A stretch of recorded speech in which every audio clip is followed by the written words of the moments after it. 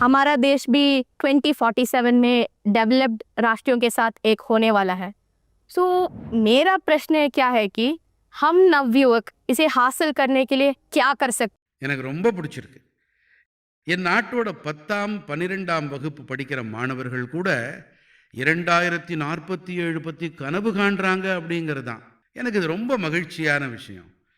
இன்னைக்கு நான் செம சந்தோஷமா இருப்பேன். அருமை. இது முக்கியமான விஷயம் இல்லையா? 2047ல வளர்ச்சி அடைந்த இந்தியானா என்ன? நீங்க சிங்கப்பூரோட வளர்ச்சி பத்தி கேள்விப்பட்டிருக்கலாம். சிங்கப்பூர் ஒரு காலத்துல ஒரு சின்ன மீன்பிடி கிராமமா இருந்துச்சு. அதுல இருந்து இவ்வளவு பெருசா வளர்ந்திருக்கு. லீ குவான் யூ சொல்லுவாரு, நாம ஒரு வளர்ச்சி அடைந்த நாடா ஆகணும்னா அதுக்கு நாம நம்மளோட இயல்புகளை வளர்ச்சி அடைந்த நாடுகளை மாதிரி மாத்திக்கணும் பாரு. நாம 3ஆம் உலக நாடுகள் மாதிரி கண்ட இடத்துல குப்பையை போடக்கூடாது, கண்ட இடத்துல எச்ச துப்பக்கூடாது, இப்படியெல்லாம் இருக்க முடியாது. இப்போ ஒரு இடத்துக்கு போகணும்னா அங்கே சிவப்பு விளக்கு எரிஞ்சுதுன்னு சொன்னால் நான் என் வண்டியை அங்கே நிறுத்தணும்.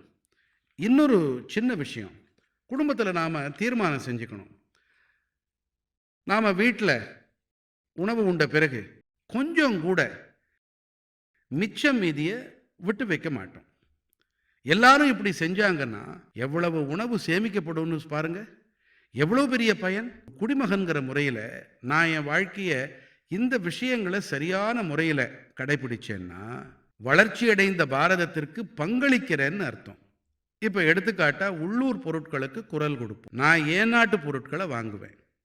நான் பாரதத்தில் தயாரிக்கப்பட்ட பொருட்களையே வாங்குவேன். இப்போ நான் இந்தியாவில் தயாரிப்போம்னு சொல்கிறேன் இல்லையா?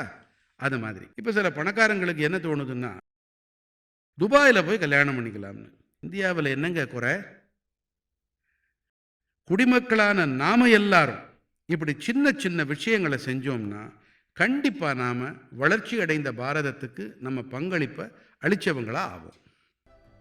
He was shocked that, oh my God, a student is actually concerned about this. And he told us that it's the small steps that matter, not the large ones.